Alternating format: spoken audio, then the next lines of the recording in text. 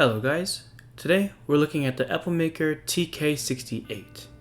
It was sent to me by Epomaker, and while it was free, I was not paid to say anything, so this video will be my whole and honest opinion. First off, I want to comment on how Epomaker always sends their packages cushioned and wrapped well. It leaves my mind at ease knowing that they care enough to send their boards safely across seas. The keyboard is an acrylic stacked keyboard with a north-facing gasket-mounted PCB, and it packs a lot of features for the $86 price tag they have it for. You can get their versions in a tactile or linear variant, and every version comes pre-built.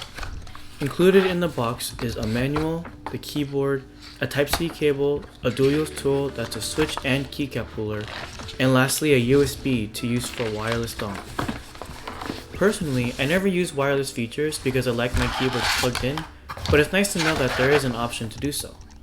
Now, the main question I had when reading the specs of this keyboard was, who is this for? The market is very flooded right now with many options for you to explore, and I think I found the right type of person they're aiming for.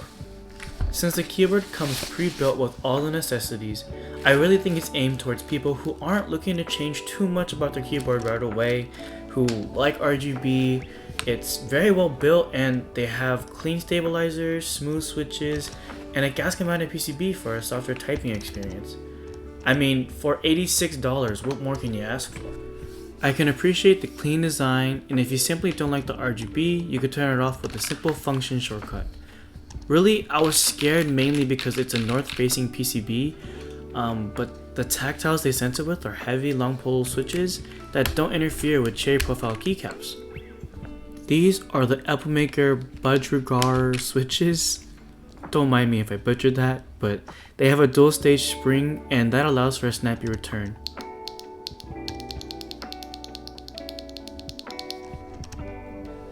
As you can tell, it's clean and poppy and 5 pins, so everything about it is pretty nice honestly as it comes. The pudding keycaps it comes with also seem to be OEM profile and not cherry, so if you wanted to switch out the switches, you won't experience interference. One thing I found a little gimmicky about the board was the mention of a gasket mounted PCB, and I say this because it seems a little stiff, so it's not the greatest, but it is better than your average keyboard for the same price range. I found myself still enjoying the typing experience, so it's not a huge factor overall. Now let's go over some lighting features, because usually that's what I use this for. Function and backspace changes the RGB effects.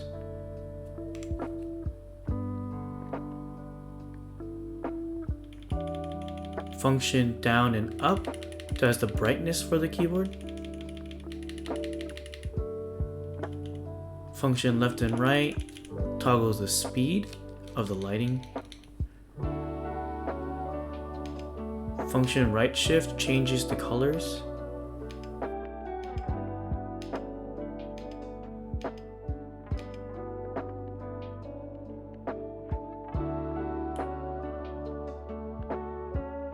There is side lighting as well, but I always turn it off because this gives a cleaner look to it.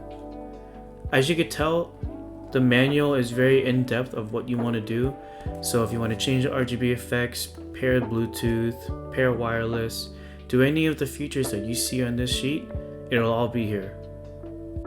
Now that we've overviewed the board, here's a quick stock sound test to show you how good it is.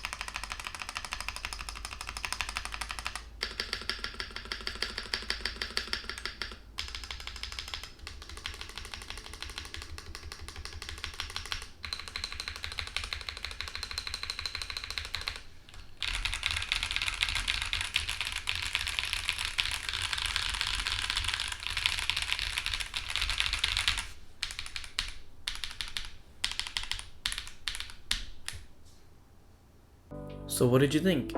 In my opinion, it's hard to recommend any board to one person, but this does fit the description for some people. I really enjoyed how I didn't have to do anything for the board to sound nice, and it sounds great as it is.